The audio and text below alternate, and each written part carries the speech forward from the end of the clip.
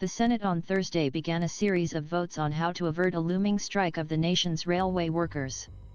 Senators will vote on three outcomes to address the labor dispute: whether to institute a 60-day extension of the cooling-off period between both sides, whether to grant workers 7 days of paid sick leave, and whether to approve a House bill that would force workers to accept a tentative agreement brokered in September. The Senators' move to try and end the labor dispute between freight employees and their bosses comes as the White House has emphasized that they believe the chamber needs to send legislation by this weekend to avert a work stoppage, or the nation could see potentially £pound devastating effects, given how much of the economy relies on rail to move goods. The workers' unions have reacted with open dismay, they said, at the government's intervention, and Biden has described himself as a proud pro-labor president who made a difficult decision for the good of the larger economy.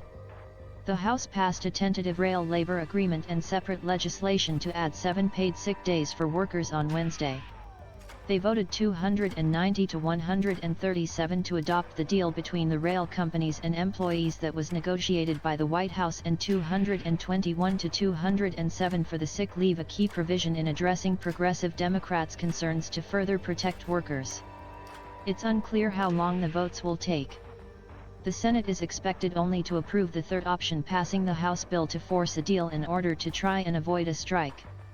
The first vote, on the cooling-off period, failed 69 to 26. Senator Bernie Sanders, IVT, has been urging his colleagues to consider boosting paid leave provisions for the rail workers and spoke on the floor between votes.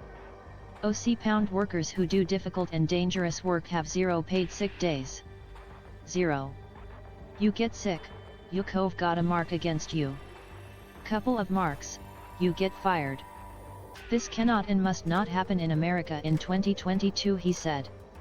Senate Majority Leader Chuck Schumer announced the commencement of votes after a luncheon meeting with Transportation Secretary Pete Buttigieg and Labor Secretary Marty Walsh concluded.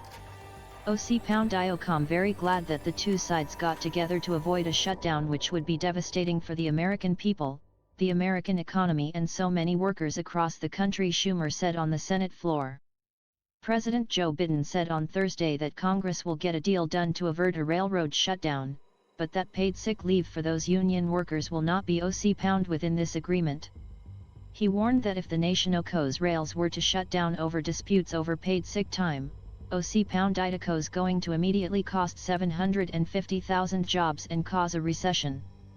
£pound, I think we're going to get it done. But not within this agreement.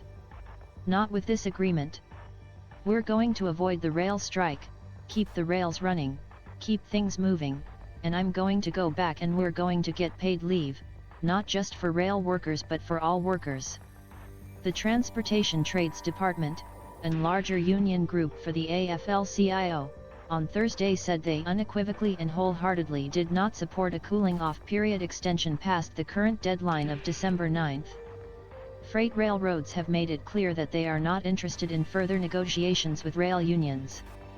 Thus, any proposal to further extend the cooling-off period would yield zero progress.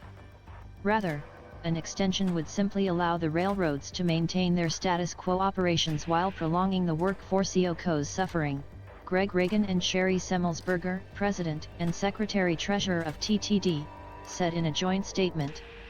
This is a developing story. Please return for updates. ABC News' Justin Gomez contributed to this report.